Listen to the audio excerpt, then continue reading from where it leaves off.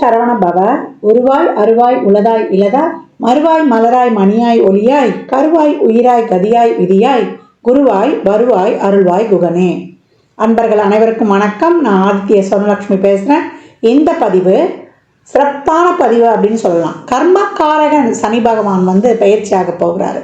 March 29 பயிற்சியாகி அவர் 2.5 வருடங்கள் ஒரு ராசியில் இருப்பார். ஏன்னா அதிக நாள் இருக்கக்கூடியவர் நம்ம சனீஸ்வர பகவான் தான்.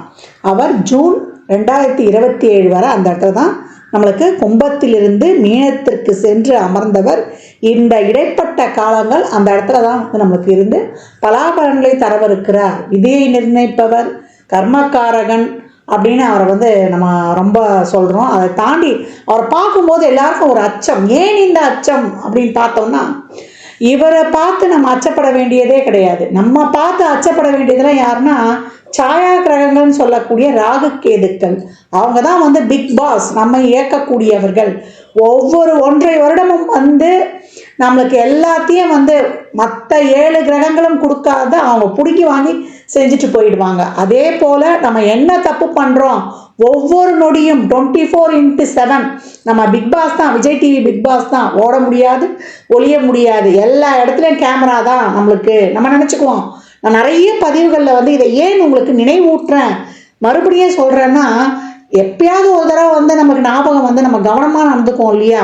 அதனால் ஏற்கனவே இருக்கிற கர்மாவால் தான் நம்ம பிறந்து இவ்வளோ கஷ்டப்படுறோம். இனி வரக்கூடிய காலங்களில் நம்ம எப்படி பக்குவமாக ஒரு இறை வழிபாட்டோடு, ஒரு இறை மார்க்கத்தோடு, ஒரு நேர்மறை சிந்தனைகளோடு, நம்ம அன்புணர்வோடு, அதே போல் நன்றி உணர்வோடு நம்ம நடக்கும்போது நமக்கு எல்லாமே ப்ளஸ் ஆர் மைனஸ் எல்லாமே நம்ம சரிசமமாக பாவித்து பக்குவமாக கடந்துடுவோம். போதும், இந்த கர்மாவை இந்த ஜென்மத்தில் அனுபவித்தது போதும். இனி வரக்கூடிய அடுத்த பிறவிலையாவது நம்ம ஒரு நிம்மதியான வாழ்க்கை வாழணுன்றதுக்கு தான் இந்த இன்ட்ரோலே நான் உங்களுக்கு இவ்வளோ பெரிய விளக்கம் கொடுக்குறேன். அன்பர்கள் அனைவரும் இந்த சனீஸ்வர பகவான் பயிற்சியாகி 12 ராசிக்கும் சிறப்பான பலாபலன்களை தரவிருக்கிறார். ஏன்னா ஒரு 6 ராசி ரொம்ப அருமையாக இருக்கும். ஒரு 6 ராசி கொஞ்சம் கவனமாக நடந்துக்கணும். எப்படிலாம் நம்ம கவனமாக நடந்துக்கலாம், இதை எப்படி நம்ம டேக்கிள் பண்ணிட்டு போகிறது?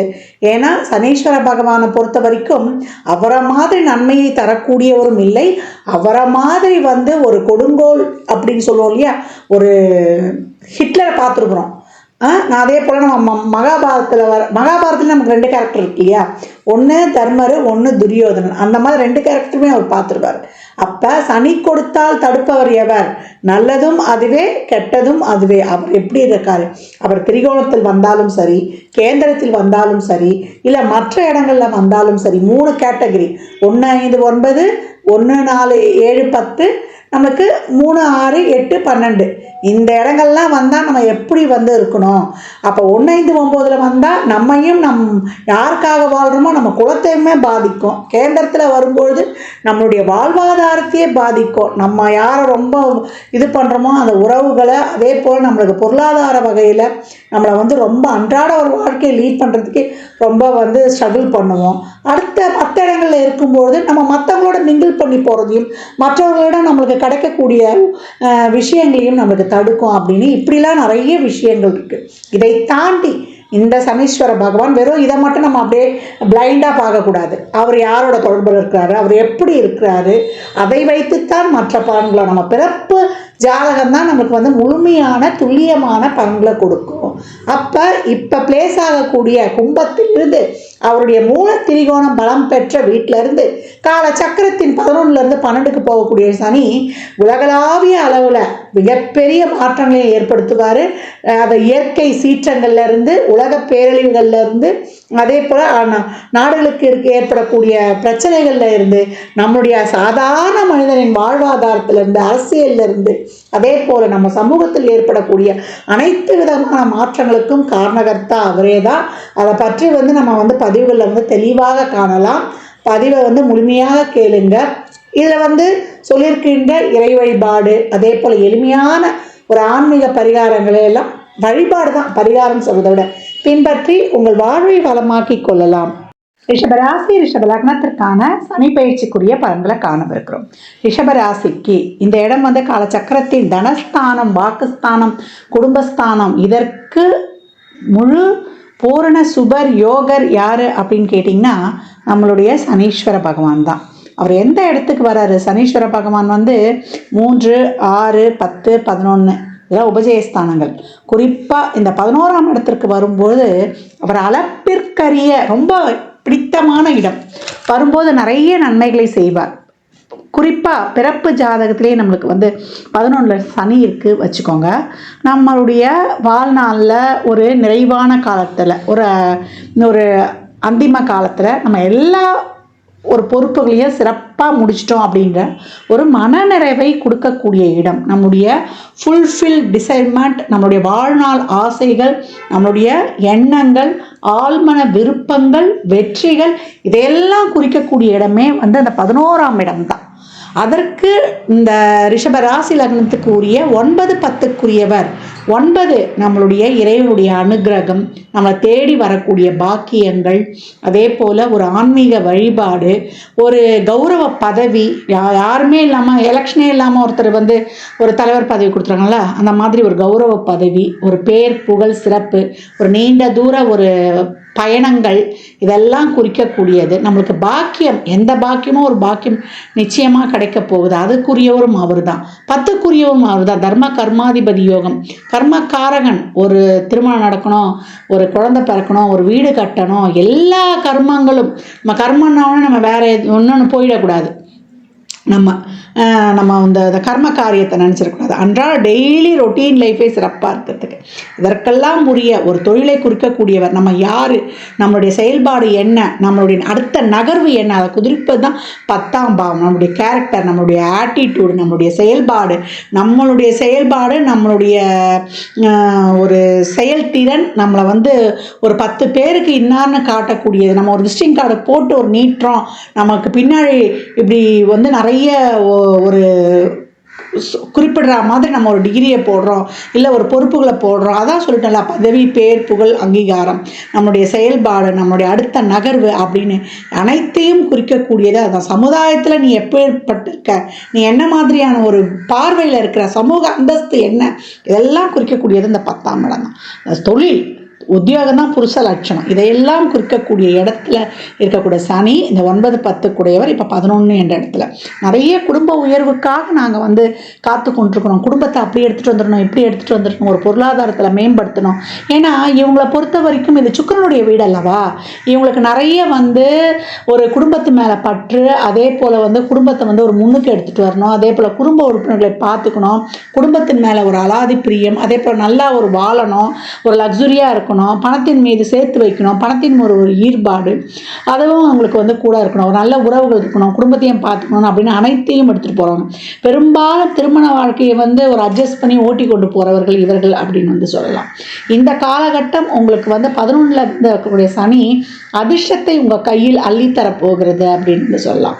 அப்போ அதிர்ஷ்டத்தை உங்கள் கையில் அள்ளித்தரப்போகிறதுனா அப்போ நீங்கள் சும்மாவே உட்காந்தா கிடச்சிருமா? கிடையாது. உழைப்பை அதிகப்படுத்தணும். 10, 11க்குடையவர், காலச்சக்கரத்தின் 10, 11க்குடையவர் உங்களுக்கு 9, 10க்குடையவராக ஆகிட்டார். அப்போ அந்த பாக்கியமும் உங்களுக்கான ஒரு பெயரும் கிடைக்கணும்னா அயராத உழைப்பு, பொறுமை, நிதானம், தன்னம்பிக்கை, பொறுப்புணர்வு இதோடு செயல்படும் பொழுது உங்களுக்கு சிறப்பான ஒரு அதிர்ஷ்டம் உருவாகும் அப்படின்னு சொல்லலாம். அவருடைய அடுத்த பார்வை 5ஆம் இடத்துல விழுந்துடும். அப்போ இது வரைக்கும் ஒரு புத்திர பாக்கியத்தில் ஒரு ட்ரீட்மெண்ட் பண்ணணும், இல்லை புத்திர பாக்கியம் தடையாக இருக்குது, இல்லை ஒரு புத்திரத்தில் ஒரு பிரச்சனை அப்படின்றதும், இல்லை உங்களுடைய திட்டங்கள் இது வரைக்கும் போட்டு வச்சுருந்தோம், நாங்கள் இப்படி முன்னுக்கு வரணும், நான் ரொம்ப ஒரு அயராது உழைக்கிறவன், நான் இப்படிலாம் ஒரு வடிவமைச்சிருக்கேன், வாழ்க்கையை ஒரு டிசைன் பண்ணியிருக்கேன் அப்படின்றவங்களுக்குலாம் எனக்கு எந்த பாதை போகிறதுன்னு தெரில அப்படின்னு ஒரு கலங்கன நிலையில் இருக்கிற அப்படின்றவங்களுக்குலாம் இப்போ ஒரு தெளிவான பாதை கிடைக்கப்பட்டுடும் அப்படின்னு சொல்லலாம். நல்ல ஒரு புத்தி கூர்மை, உங்களுடைய திட்டங்கள், உங்களுடைய அந்த ஒரு எண்ணங்கள், இந்த செயல்பாடுகள், நீங்கள் அமைத்த வியூகங்கள், உங்களுக்கு செயல்படக்கூடிய திறன், இதெல்லாம் ரொம்ப சிறப்பாக்கி கொடுத்துருவார் அப்படின்னு சொல்லலாம். பூர்வ புண்ணியம், உங்களுடைய புண்ணியத்திற்கான பலன்களை இந்த காலகட்டம் நீங்கள் போகிறீங்க. உங்களுடைய நன்மையும் தீமையும் இப்போ உங்களுக்கு இந்த கிடைக்க போகுது. நம்ம ஒரு வாசகமே இருக்குல்ல, தீதும் நன்றும் பிறர் தரவாறு. அப்போ நம்ம என்ன சேர்த்து வச்சுருக்கோம், அதற்கேற்றார்வாறு பலன்களை அனுபவிக்க போகிறோம்.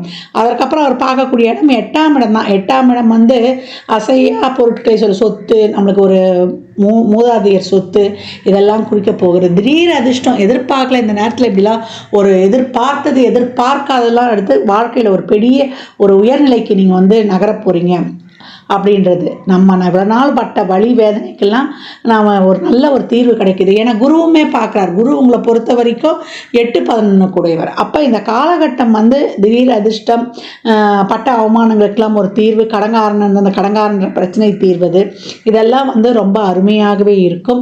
வண்டி வாகன சேர்க்கை, அதே போல் பழச கொடுத்து புதுசை மாற்றுறது, நல்ல ஒரு விலை உயர்ந்த ஆடை ஆபரணங்கள், நல்ல உணவு நேரத்துக்கு சாப்பிட முடியல, இந்த ரிஷபராசியை பொறுத்த வரைக்கும் இவங்க சாப்பிட முடியாது. அடுத்தவங்களுக்காக ஏதாவது ஒன்று பண்ணும்போது தான் இவங்களுடைய சந்தோஷத்தை அனுபவிக்க முடியும். அந்த அளவுக்கு ஒரு ஒர்க்கு இருக்கும் இவங்களுக்கு.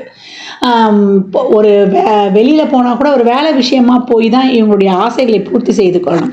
அப்பேற்பட்ட சூழலில் இருக்கக்கூடிய ரிஷபராசி லக்னக்காரர்களுக்கு இப்போ வரக்கூடிய சனி உங்களுக்கு அனைத்து வகையிலும் உங்களுக்கு வந்து ஒரு நல்ல ஒரு லாப சனியாக உங்களுக்கு ரொம்ப வந்து ஒரு சிறப்பான நன்மைகளை செய்யவிருக்கிறார். இது வரைக்கும் மறுமணம் செய்கிறவங்களுக்கு கட்டி போய் கொண்டிருக்குன்னா அந்த மறுமணத்தை செய்வது, குழந்தை பாக்கியத்திற்கான ஒரு வைத்தியத்திற்கு ஏற்பாடு பண்ணி கொடுப்பது, நான் ஏற்கனவே சொன்ன மாதிரி தான் இந்த காலகட்டம் நல்ல வருமானம் இருக்கும் அப்படின்னு சொல்லலாம். லோனில் கூட கிடைக்கிறது, அதே போல் கேட்ட இடத்துல கேட்ட மாத்திரத்தில் உதவி கிடைப்பது, நீங்கள் யாருக்காவது உதவி பண்ணுவது, இப்படி வரக்கூடிய லாபத்தில் நம்ம ஒரு குறிப்பிட்ட பர்சன்டேஜ் வந்து நம்ம தான தர்மங்கள் பண்ணும்பொழுது இன்னும் வந்து உங்களுக்கு ரொம்ப சிறப்பான ஒரு நல்ல ஒரு பலன்களை வந்து நீங்கள் பெற்றுக்கொள்ளலாம். நிறைய எதில் வந்து ஒரு 2 விஷயத்தில் கவனமாக இருக்கணும். ஒரு வண்டி வாகனங்களை செல்லும் பொழுதும் அதே போல் ஒரு எதிர்ப்பாளரிடம் பழகும்போது கொஞ்சம் கவனமாக இருக்கணும். மற்றபடி உங்களுக்கு அனைத்திலையுமே நேர்மையான வழியை வந்து நீங்கள் பிக் பண்ணி போகும்பொழுது ஒரு நிறைய பொரிய தன வருவாய் வருதுன்னு சொல்லிட்டு நீங்கள் தேவையில்லாத வழிகளில் ஒரு தர்மத்தை மீறி நடந்துடக்கூடாது. அதையே வந்து நீங்கள் அண்டர்லைன் பண்ணிக்கணும். யூக வணிகங்களில் ஒரு பெரிய முதலீடு போடுறதில்ல, நல்ல வந்து தொழிலை விஸ்தாரப்படுத்துறதில்ல, எல்லா வகையிலுமே ஒரு வெளிநாட்டு வேலை வாய்ப்பில், வெளிநாட்டில் ஒரு பிஆர்லேருந்து அது உள்ளூர்லையா வெளியூர்லையான்னு எல்லா இடங்கள்லையும் நீங்கள் கொடிக்கட்டி பறக்குது. உங்களுடைய உற்பத்தி பொருட்களுக்கு ஒரு நல்ல ஒரு சிறந்த விலை கிடைப்பது, அதே போல் நீங்கள் வந்து ஒரு லக்ஸரி பொருட்களை உற்பத்தி பண்ணுற மாதிரி, இல்லை நீங்கள் ஒரு விவசாயியாக இருந்தால் உங்கள் விவசாயம் சிறப்பது, இல்லை ஒரு 10 பேரை வச்சு தொழில் செய்கிறதா இருந்தாலும் உங்கள் தொழில் ரொம்ப சிறப்பாக இருக்கிறது. மாணவர்களுக்கு வெளிநாட்டு கல்வியிலேருந்து நல்ல ஒரு படிப்பிலேருந்து ஒரு ஆராய்ச்சி கல்வியிலேருந்து இதெல்லாம் சிறப்பாக வருவது, இது அனைத்துமே ரொம்ப அருமையாக இருக்கும் அப்படின்னு வந்து சொல்லிடலாம். ரிஷபராசியை பொறுத்த வரைக்கும் இந்த சனி பயிற்சி உங்களுக்கு ஒரு ஜாக்பாட் அனைத்து வகையிலையும் அது நிறைய வந்து நீங்கள் கோசாலைகளுக்கு உதவி செய்வதும், அதே போல் சிவன் தலங்களுக்கு சென்று வழிபாடு பண்ணுவதும், சனிக்கிழமையில் மதியத்தில் நீங்கள் ஒரு அன்னதானம் பண்ணுவது, இல்லை நீங்கள் பிறந்த கிழமையில் பண்ணும்பொழுதும் உங்களுக்கு வந்து ரொம்ப சிறப்பான பலன்களை தரும். இதில் இருக்கக்கூடிய இந்த மிருகசீரிஷ நட்சத்திரம் வந்து நிறைய மாத பிறப்பு அன்று நீங்கள் வந்து ஒரு அன்னதானம் பண்ணும்பொழுது உங்களுக்கு மிக சிறப்பான பலன்களை வந்து நீங்கள் பெற்றுக்கொள்ளலாம். ஏன்னா கர்மாவின் நட்சத்திரம் அது. அவங்க வந்து இந்த காலகட்டம் வந்து ஒரு குழந்தை பாக்கிய சம்மந்தப்பட்ட ஒரு விஷயங்கள் அவங்களுக்கு வந்து ஒரு பிரச்சனையாக இருக்கும். அதே போல் குழந்தை இருந்தாலுமே அதை வளர்க்குறதுக்கு அவங்க வந்து போராட வேண்டியது இருக்கும். அவங்கெல்லாம் எப்போவுமே அவங்க கர்மா நம்ம லைஃப்பில் வந்து ரொம்ப ஸ்ட்ரகிள் பண்ணி தான் அவங்க வருவாங்க இந்த மிருகசீரிஷம். அதனால் அவங்க வந்து இந்த காலகட்டம் ஒவ்வொரு மாத பிறப்பில் அன்னதானம் பண்ணுறதும் இல்லை சலுக்கிழமை பண்ணுறதும் ரொம்ப சிறப்பாக இருக்கும். ரோகிணிக்கு படிப்பில் ஏதாவது ஒரு தடை, அதே போல் ஒரு நரம்பு சம்மந்தப்பட்ட பிரச்சனை, அதே போல் ஒரு டிப்ரெஷன் ரொம்ப அதிகமாக இருக்கக்கூடியவர்கள் அவங்க இந்த காலத்துலேயும் அன்னதானம் பண்ணும்போது, ஏன்னா சூரியன் உங்கள் ராசியில் தான், சந்திரன் உங்களுடைய இதில் தான் உச்சமாகும். சந்திரனால வீட்டுக்கு வந்தவங்க முதல்ல சாப்பிட்டீங்களான்னு அவங்களுக்கு வயிறு குளிர நீங்கள் வந்து ஒரு உணவு கொடுத்துட்டாலே உங்களுடைய பிரச்சனைகள் சால்வ் அப்படின்னு வந்து சொல்லலாம். கார்த்திகை நட்சத்திரத்தில் இருக்கிறவங்க கொஞ்சம் கோபத்தை மட்டும் குறைச்சி கொள்ளுங்க, உங்களுடைய ஆரோக்கியத்தை கொஞ்சம் கூடுதலாக கவனித்து கொள்ளுங்க, அதை மட்டும் செஞ்சிட்டாலே ரொம்ப சிறப்பு. மற்றபடி உங்களுக்கு எல்லா வகையிலையும் இந்த சனி பயிற்சி மிக அருமையான பலன்களை தர காத்து கொண்டிருக்கிறது. விரைந்து செயல்பட்டு நிறைவான பலன்களை பெற்றுக்கொள்ளுங்கள். இந்த பலன்கள்லாம் கோள்களின் கோச்சார நகர் வைத்து சொல்லப்பட்டிருக்கு. உங்கள் சுய ஜாதகத்தில் இப்போ என்ன தசாபுத்தி நடக்குது, அதை எதற்காக உங்களுக்கு ஊக்கப்படுத்துது, திருமணம், குழந்தை பாக்கியத்திற்கா இல்லை பொருளாதார முன்னேற்றத்திற்கா என்னும்போது உங்கள் சுய ஜாதகத்தை ஆய்வு செய்யும் போதே நம்ம தெளிவாக அறிந்து கொள்ள முடியும். பெண்கள் மிகப்பெரிய ஒரு தொழில் முனைவோராக வரக்கூடிய காலகட்டம் அப்படின்னு சொல்லலாம். உங்களுக்கு தான் இந்த பயிற்சி ரொம்ப அருமையாகவே இருக்கும். நல்லா ஒரு சின்னதாக நான் ஏற்கனவே சொல்லிட்டு தான் வரேன், சின்னதாக ஏதோ ஒன்று பண்ண ஆரம்பிப்பீங்க. ஒரு அழகு கலை, வீட்டில் சோப்பு ஷாம்பு தயாரிக்கிற மாதிரி, இல்லை ஒரு பியூட்டிஷியன் கோர்ஸ் பண்ணுவீங்க, அதை ஒரு ஸ்கூலாக ஆரம்பிச்சிருவீங்க, இல்லை ஒரு ஸ்கின் சம்மந்தப்பட்ட ஒரு டாக்டராக இருப்பீங்க, மருத்துவத்துறையில் இருப்பவர்களுக்கு, இல்லை ஒரு ஆசிரியர் துறையில் இருப்பவர்களுக்கு, ஒரு அழகு துறையில் இருப்பவர்களுக்கு, இல்லை சினி ஃபீல்டில் இருக்கிறவங்களுக்கு, எந்த துறையில் இருப்பவர்களுக்கும் நல்ல விருதுகள், அவார்டுகள் வாங்கி நீங்கள் இன்னார்னு உலகுக்கு காட்டக்கூடிய ஒரு சிறப்பான நேரம் ரிஷபத்திற்கு. விரைந்து வென்றிடுங்கள். நிறைவான பேர் புகழை பெற்றுக்கொள்வதற்கு என் மனமார்ந்த வாழ்த்துக்களை தெரிவித்துக் கொள்கிறேன்.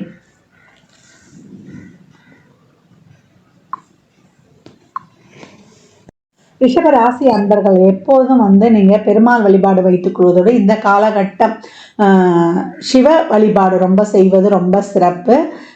நீங்கள் பார்வதியோடு இருக்கக்கூடிய சிவனை, இல்லை பழங்காலத்து சிவஸ்தலங்களுக்கு சென்று வழிபடுது, உங்கள் ஊருக்கு அருகாமையில் இருக்கிறது, இல்லை பிரதோஷ நாட்களில் சென்று நீங்கள் சந்தனம் அதே போல் வில்வம் வாங்கி கொடுக்கும்பொழுது மிக அபரிமிதமான வளர்ச்சியை நீங்கள் காணலாம். அதே போல் தீபம் ஏற்றுவதற்கு நீங்கள் எண்ணெயும் வாங்கி கொடுக்கலாம். மிக அருமையான சிறப்பான பலன்களை கண்கூடாக காண இயலும்.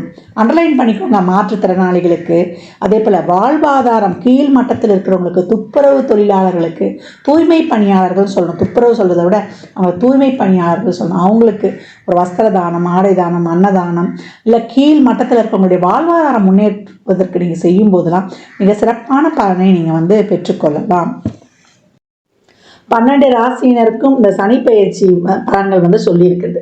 இந்த சனி பெயர்ச்சி பலன்களை எப்படி எடுத்துக்கணும்னா, இப்போ உங்களுக்கு சனி தசாவோ சனி புத்தியோ நடக்குது, இல்லை சனி எந்த ஸ்தானங்களில் உட்காந்துருக்காரு, பெரும்பாலும் 10, 11 அப்படி உட்காந்துருக்காரு, இல்லை 3, 6 ஸ்தானங்களில் உட்காந்துருக்காரு, உங்கள் லக்னம் ராசிக்கு ஒரு சிறப்பான இடத்துல அமர்ந்திருக்காரு அப்படின்னும் போது நீங்கள் கொஞ்சம் பாசிட்டிவாகவே எடுத்துக்கலாம்.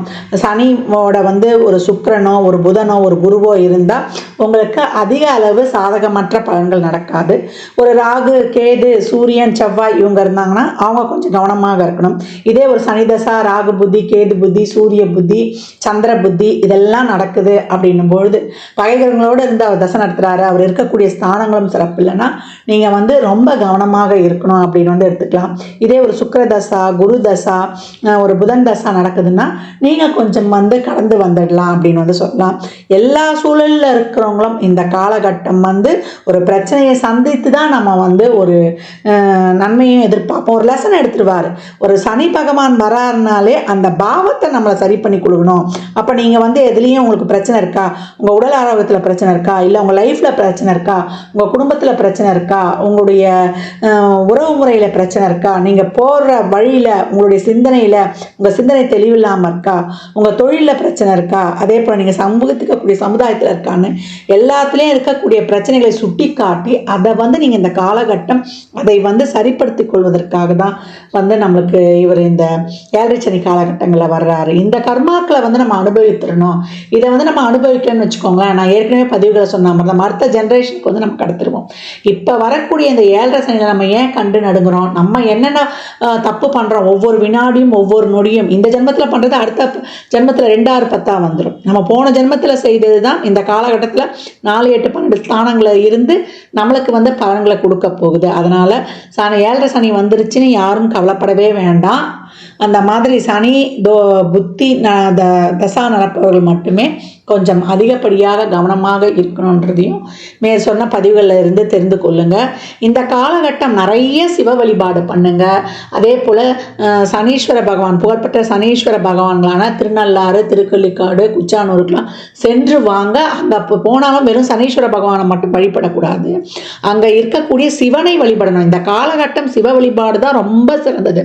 ஆரோக்கிய குறைபாடு இருக்கா, சிவனுக்கு பிரதோஷத்துலேயோ இல்லை அமாவாசையிலேயோ இல்லை அஷ்டமி நாட்களில் பைரவருக்கோ நீங்கள் வந்து விபூதி அபிஷேகம் வாங்கி கொடுப்பது, செல்வ செழிப்புக்கு சந்தனத்தை வாங்கி கொடுப்பது, தோஷங்கள் இருக்குது போகணும் அப்படின்னா பால் வாங்கி கொடுப்பது, அதே போல் நிறைய வந்து உங்களுக்கு அருகம்புல் வாங்கி விநாயகரை வழிபடுவது. விநாயகர் வழிபாடு தொடர்ந்து பண்ணணும். ஏன்னா சித்தி புத்தி, அதாவது சிந்தனையையும் கொடுத்து புத்தியையும் கொடுத்து வெற்றியையும் கொடுத்துருவார். சிந்தனை தெளிவை கொடுத்து நல்ல அறிவை கொடுத்து வெற்றியையும் வந்து அவர் வந்து கொடுத்துருவார் அப்படின்னு வந்து சொல்லலாம். இந்த சனி பயிற்சியில் அடித்தட்டு மக்கள் துப்புரவு பணியாளர்கள், அவங்க தூய்மை பணியாளர்கள், அந்த தூய்மை பணி செய்பவர்களுக்கு உங்களால் இயன்ற அன்னதானங்களை நிறைய செய்யுங்க.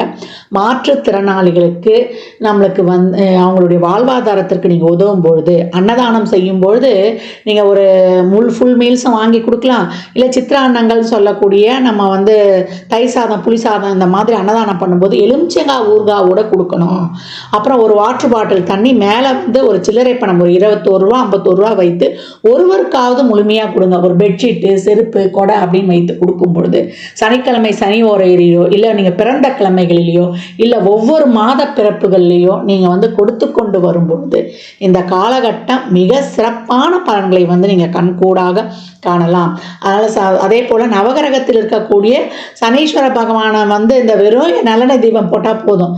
அது ஒரு 9 முறை வளம் வந்தால் போதும். இந்த ஆன்டி கிளாக் வைஸாக வளம் வர்றதெல்லாம் தயவு செய்து பண்ணவே பண்ணாதீங்க. இந்த கோச்சாரத்தில் சனி பயிற்சியால் நடக்கக்கூடிய பலன்களை சொல்லியிருக்கிறோம்.